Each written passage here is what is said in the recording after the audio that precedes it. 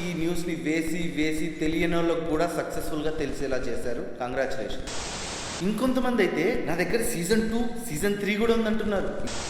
Private video release అయిందని తెలిస్తే చాలు కనీసం 20 ఏళ్ళు లేనోడికి కూడా వాడు మగాడు అనే విషయం గుర్తొస్తుంది. ఎందుకు? ప్రణీత్ హనుమంతు ఒక యూట్యూబర్ ఒక పీడోఫైల్ జోక్ వేసినందుకు అబ్బాయిని జైలుకు పంపించారు. నమస్తే, నా పేరు కునాల్ శ్రీపతి. Welcome to Kunal.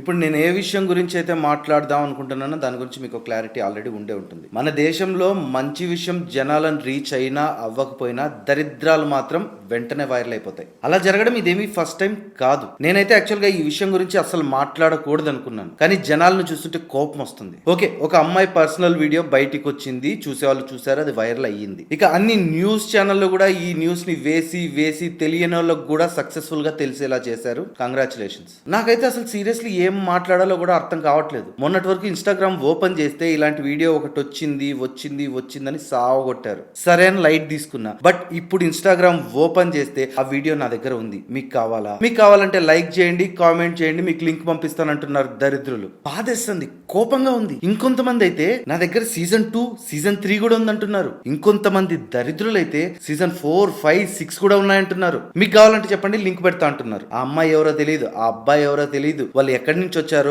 ఏం చేస్తున్నారో, ఎలాంటి వాళ్ళ ఫ్యామిలీ బ్యాక్గ్రౌండ్ ఏంటో కూడా మనకు తెలియదు. మనకు అవసరం లేదు. మనకు వీడియో దొరికిందని షేర్ చేయాలి. అలా చేసిన తర్వాత వాళ్ళ పరిస్థితి ఏంటి అనే విషయం కూడా మనం ఆలోచించాం. ఇంకొంతమంది వెధవలైతే ఆ వీడియోని పార్ట్లుగా చేసి ఇన్స్టాగ్రామ్ లో అప్లోడ్ చేస్తున్నారు. ఇదే మీ అక్కదో చెల్లిదో అయితే ఆ వీడియో అలా షేర్ చేస్తారా? కింద కామెంట్ సెక్షన్ లో చూస్తే ప్రతి ఒక్కడు సిగ్గు లేకుండా లింక్ పంపించు అని కామెంట్లు పెడుతున్నారు. కొంచెమైనా సిగ్గు, బుద్ధి లాంటివి ఏమైనా ఉన్నాయా? కడుపుకు అన్నమే తింటున్నారు కదా, పెంట అయితే తినట్లేదు కదా. ఆ అమ్మాయి ఫ్యూచర్ గురించి కానీ, అబ్బాయి ఫ్యూచర్ గురించి కానీ ఎవరికి అవసరమే లేదు. డైరెక్ట్ గా థంబ్నెయిల్స్ లో వాళ్ళ ఫేసెస్ పెట్టేస్తున్నారు. ఇంకొంతమంది అయితే ఏఐ జనరేటెడ్ వీడియోస్ పెడుతున్నారు. దాంట్లో మళ్ళీ ఆ అమ్మాయి వచ్చి మమ్మల్ని సపోర్ట్ చేయండి అన్నట్టు కొన్ని. ఇంకొన్నిట్లో మా ఇంట్లో అన్ని తెలుసు అని అమ్మాయి చెప్పడం. ఇంకో వీడియో అయితే ఇంకా దారుణం. మా వీడియో వైరల్ అవ్వడం వల్ల మాకు బాగా డబ్బులు వచ్చాయి, దాని వల్ల ఈ ఇల్లు కొన్నామని క్రియేట్ చేసి పెట్టారు. ఏఐని ఇంత దరిద్రంగా వాడుతున్నారు మన వాళ్ళు. ఏం చేసిందా ఆ అమ్మాయి? నాకు అర్థం కావట్లేదు. స్మగ్లింగ్ చేసిందా? మర్డర్లు చేసిందా? స్కామ్లు ఏమన్నా చేసిందా?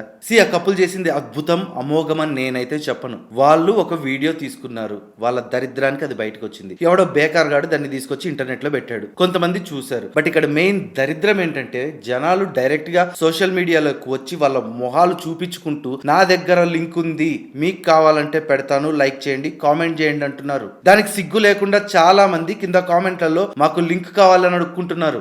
It is a crime. Link ఉంది ఇస్తా అనడము క్రైమే, మాకు కావాలి అని అడగడము క్రైమే. Creation, sharing, sale, distribution or public exhibition of these kind of videos is a crime in India. ఇక మీ దరిద్రం గట్టిగా ఉండి పొరపాటున అమ్మాయి అయ్యిందే అనుకో, మీకు సావే. ఇంకొంతమంది అయితే ఆ అమ్మాయి చనిపోయింది అని కూడా వీడియోలు క్రియేట్ చేస్తున్నారు. అరే, ఇట్లాంటి ఫేక్ న్యూస్లు క్రియేట్ చేస్తే ఏమొస్తుందిరా మీకు? మనీళ్ళల్లో కూడా ఆడోళ్ళు ఉన్నారు కదా, వాళ్ళకి ఇలా జరిగితే మీకు ఓకేనా?